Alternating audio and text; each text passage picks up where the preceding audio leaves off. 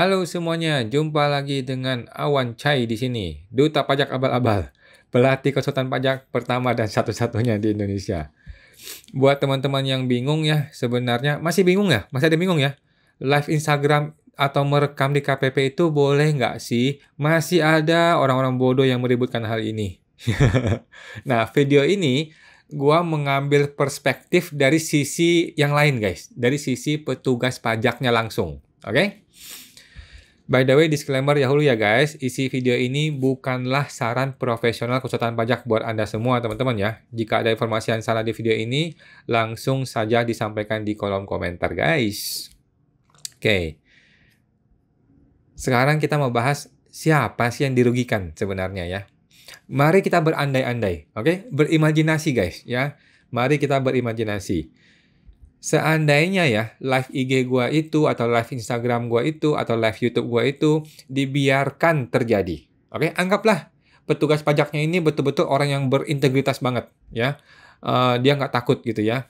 Terus dia biarkan aja live IG itu terjadi, gitu. Alasannya apa? Alasannya ya, itu kan HP bukan punya saya, HP kan punya si Awan. Ya kan? HP punya si Awan, punya si WP, terserah dia mau live Instagram. Kan saya sudah bilang nggak boleh, tapi dia tetap mau, ya sudah terserah. Saya eh, adalah pemeriksa pajak, saya terima surat kuasa, ya udah, terserah dia, suka-suka dia, gitu kan? Tugas saya adalah pemeriksa pajak, tugas saya adalah melanjutkan proses pemeriksaan, oke? Nah, anggaplah kita berandai-andai ada petugas pajak yang betul-betul berintegritas seperti itu, oke? Nah, kemudian terjadilah proses pemeriksaan, yaitu seperti biasa kan, sambil ada live Instagram oleh si wajib pajak. Oke, ini kita berandai-andai ya guys ya. Nah, teman-teman, anggaplah semuanya berjalan baik-baik saja. Oke? Nah, terus sekarang kita mau bertanya, siapakah kira-kira teman-teman ya yang akan dirugikan akibat terjadinya pemeriksaan yang di live IG-kan oleh wajib pajak? Oke, ayo tebak-tebakan. Coba deh lu tebak-tebakan guys. Oke, kalau tebakannya benar, nanti gue kasih gelas cantik ya. Teman-teman, cuma ada satu orang yang mungkin untuk dirugikan guys. Oke, yaitu siapa? Yaitu si wajib pajak itu sendiri guys. Oke, itu guys ya. Ingat guys, kita ingat lagi ya, Undang-Undang KUP pasal 34. Itu untuk melindungi siapa sih? Itu untuk melindungi wajib pajak. Gitu guys ya. Jadi guys, kalau Undang-Undang KUP ini dilanggar, yang dirugikan cuma ada satu orang, yaitu wajib pajak. Bukan yang lain, guys ya, bukan yang lain. Oke guys? Jadi, seandainya nih teman-teman ya, berandai-andai, pemeriksaan ini dan live IG itu dilanjutkan, terjadi gitu ya, tidak lain dan tidak bukan. Jika ada orang yang merasa dirugikan, orang itu adalah si wajib pajak. Gitu guys ya. Undang-Undang KUP pasal 34 itu sudah tertulis dengan sangat jelas. Oke, siapa yang dilarang? Yang dilarang adalah pejabat. Siapa yang dilindungi? Yaitu wajib pajak dan data wajib pajak. Oke, sedangkan dalam kasus gua yang gua mau memviralkan KPP itu, si WP-nya sendiri, yaitu diwakilkan oleh gua sebagai kuasa WP, sudah ingin terbuka untuk umum. Oke, maka tidak ada lagi itu yang namanya kerugian bagi si WP, udah nggak ada. Sudah nggak ada kerugian bagi si WP dalam undang-undang ini karena dia sendiri yang ingin terbuka untuk umum. Sudah batal yang namanya keinginan mengalami kerugian itu udah nggak ada karena dialah yang ingin terbuka untuk umum. Oke. Sudah clear teman-teman ya. Hanya ada satu yang bisa dirugikan yaitu si wajib pajak dan itu pun sudah batal karena dia ingin terbuka untuk umum. Kemudian, siapakah yang diuntungkan? Nah, siapa yang diuntungkan guys? Kita ingat guys ya, Undang-Undang KUP pasal 34, subjeknya adalah si pejabat. Objeknya adalah data WP yang mau dilindungi. Oke? Tapi seandainya lagi ini ya, kita berandai-andai guys. Seandainya pertemuan itu tetap terjadi. Oke? Si petugas pajak yang sangat berintegritas ini melaksanakan perintah undang-undang, yaitu tetap melanjutkan pemeriksaan pajak dalam kondisi si wajib pajak itu melakukan live Instagram. Suka-suka dia dah, terserah dia. Oke? Pertanyaannya, siapa yang diuntungkan? Ayo guys, kita menebak-nebak guys. Tolong dong di komentar guys. Siapa yang diuntungkan? Gua punya jawabannya guys. Gua punya jawabannya kalau lu belum jawab ya. Cuma ada satu pihak yang mungkin diuntungkan dalam kasus ini, yaitu si petugas pajak. Loh, why? Kenapa? Kok bisa gitu?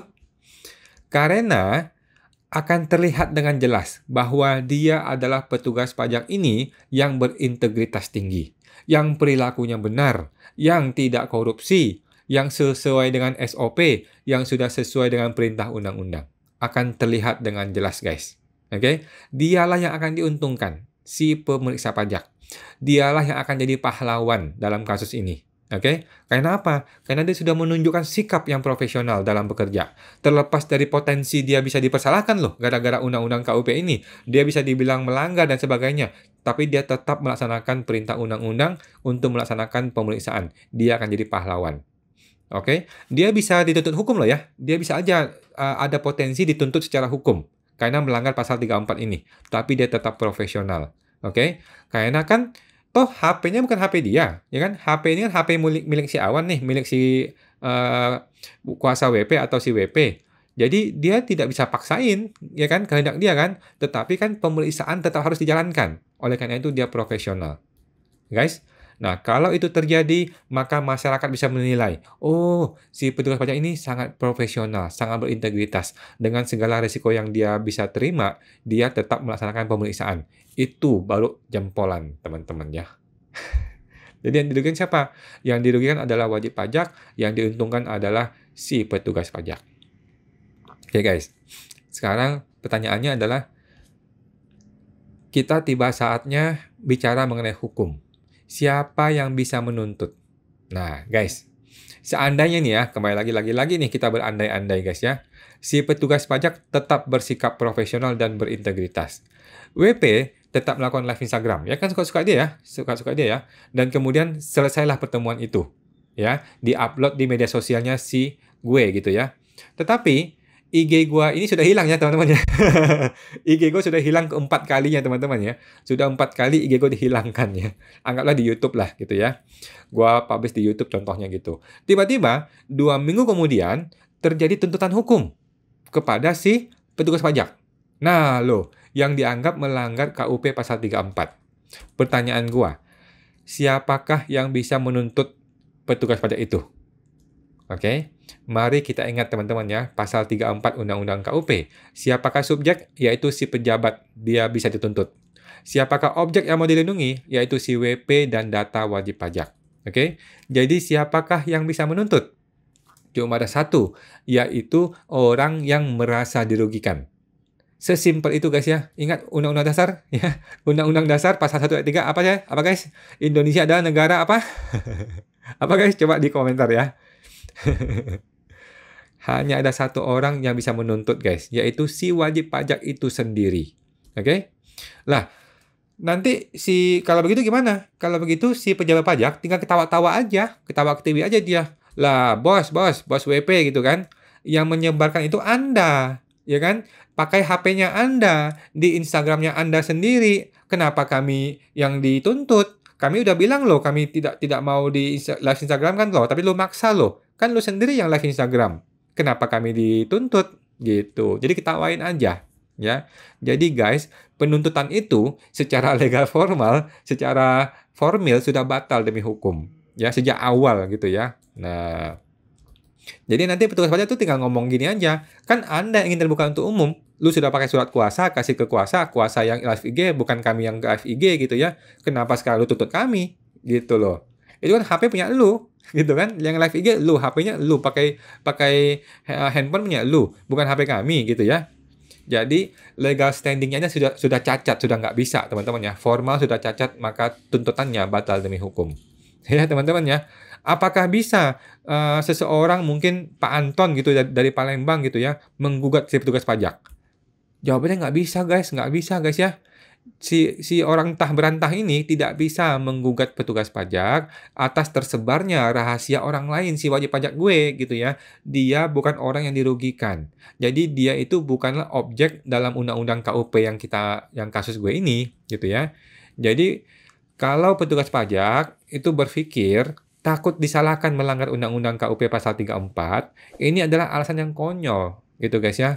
Karena Tidak mungkin lu bisa dituntut. Tidak mungkin lu bisa dituntut, ya kan? Kan terbuka untuk umum ini adalah keinginan si WP dan di situ tertulis kok, terlihat dengan apa adanya ya, bahwa si WP yang menginginkan ini live terbuka untuk umum, gitu ya. Kan si awal yang mau terbuka untuk umum ya, kan dia sudah ngomong di live IG-nya, alias si wajib pajak, dia sendiri yang pengen terbuka untuk umum. Sehingga si WP ini kehilangan hak untuk menuntut. Oke, dia kehilangan hak untuk merasa dirugikan karena dia pengen terbuka untuk umum. Gitu loh, guys. Oke. Pasal 34 Undang-Undang KUP itu sudah tidak bisa dipakai lagi untuk menuntut karena si orangnya, si wajib pajak yang mau dilindungi sudah ingin terbuka untuk umum. Gitu loh ya. Nah, dan tidak bisa dan tidak perlu takut orang lain akan melapor. Nggak ada. Nggak bisa orang lain itu melapor. Hanya si wajib pajak bisa melapor karena dia yang dirugikan.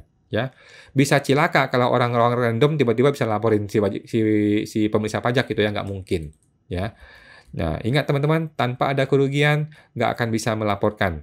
Sama ketika gue ke kantor polisi ya, kalau tidak ada kerugian tidak ada tindak pidana gitu ya. Jadi apa kerugiannya? Nggak ada kerugiannya karena si orang yang mau dilindungi sudah ingin terbuka untuk umum. Oke ya, sudah paham teman-teman ya. Sekarang kita mau bahas kenapa Ibu Sri Mulyani yang terhormat masih diam? Kenapa sih Sri Mulyani diam, senyap, sunyi, tak bersuara sama sekali? Apakah Anda pikir Sri Mulyani ini segitu bodohnya, segitu abainya, sampai-sampai dia belum dengar kasus ini? Nggak mungkin loh ya. Nggak mungkin guys ya. Anda kan tidak senaif itu ya. Walaupun lu nggak sekolah juga lu nggak sebodoh itu ya berpikirnya ya guys ya. Ibu SMI sudah tahu dan sudah jelas, sudah memahami, mengetahui dengan sangat baik kasus ini. Tetapi belum cukup viral. Belum cukup viral. Belum sampai seperti Mario Dendi, belum ada anak orang masuk rumah sakit, gitu ya. Makanya Ibu SMI masih diam sampai hari ini. Tapi itu dugaan gue guys ya. Apakah benar-benar Ibu Sri Mulyani belum tahu sama sekali? Kita nggak ngerti juga ya. Apakah Bu Sri Mulyani peduli dengan satpam yang kebingungan berdebat undang-undang dengan gue waktu itu? Yang bingung berdebat pasal dan ayat ya, dengan wajib pajak ya. Nggak peduli dia. Apakah Sri Mulyani peduli dengan wajib pajak seperti gue ini ya, yang membayar pajak dengan keringat darah, keringat darah, air mata kami ini, kan kami kerja nih, kami dagang, dapat duit, kami bayar pajak kan. Apakah dia peduli? Sri Mulyani nggak peduli ya. Lu udah bayar pajak atau belum bayar pajak, itu yang dia peduli.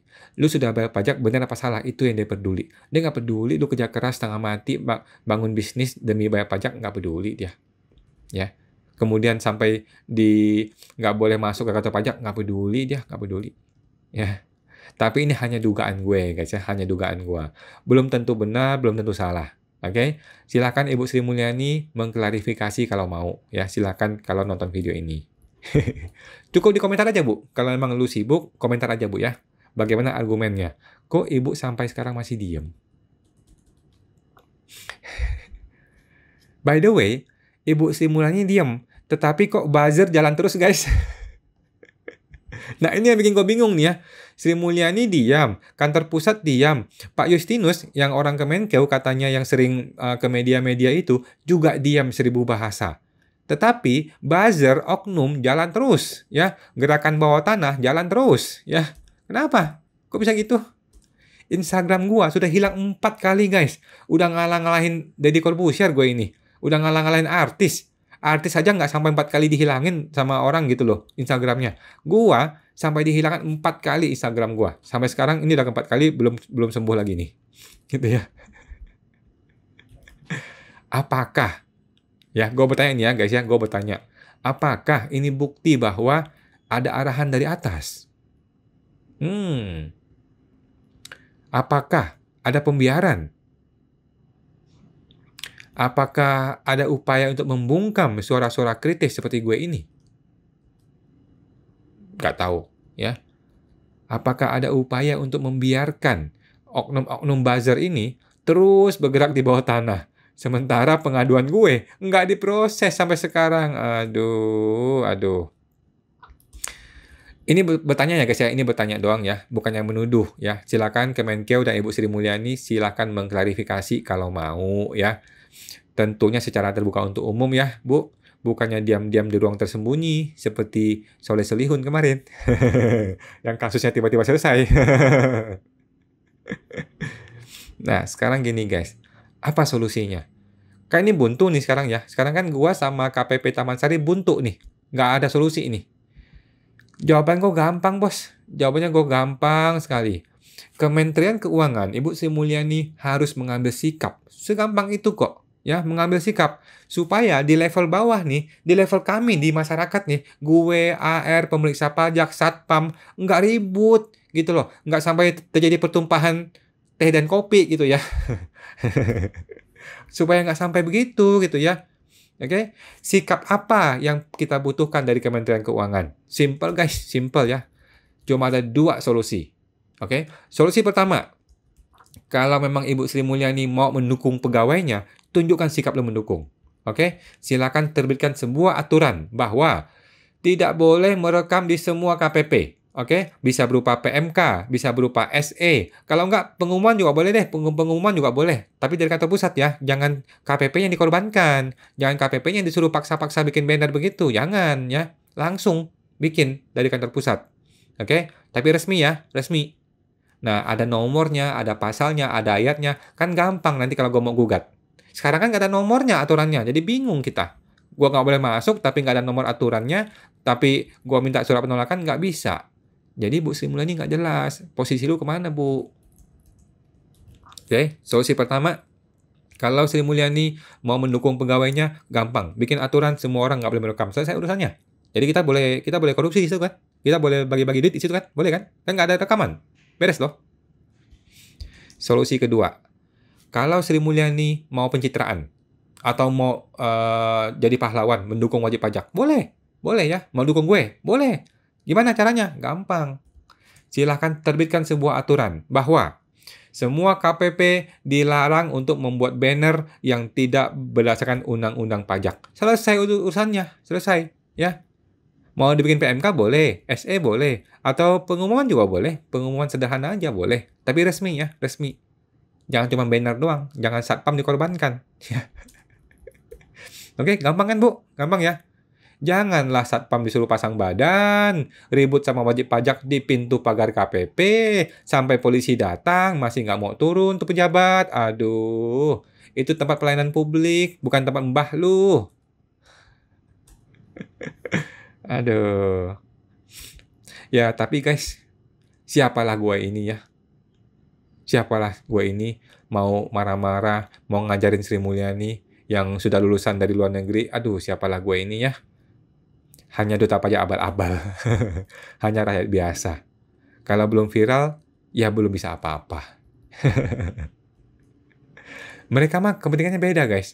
Kepentingan mereka itu sudah ribuan triliun, bos. Ribuan triliun. Nggak worth it lah ngurusin gue ini, si Awan ini, si bangsat Awannya apa sih? Siapa sih dia? Nggak worth it lah. Mari kita berkabung nasional atas sikap Sri Mulyani yang hanya diam melihat para pegawainya ribut dengan wajib pajak. Yang hanya diam melihat satpamnya ribut dengan wajib pajak. Yang hanya diam melihat wajib pajaknya mengadu tapi tidak diproses sama sekali. Padahal guys, kita semua ini adalah warga negara. Kita semua warga negara yang membayar pajak. Untuk siapa? Untuk membayar gaji Sri Mulyani.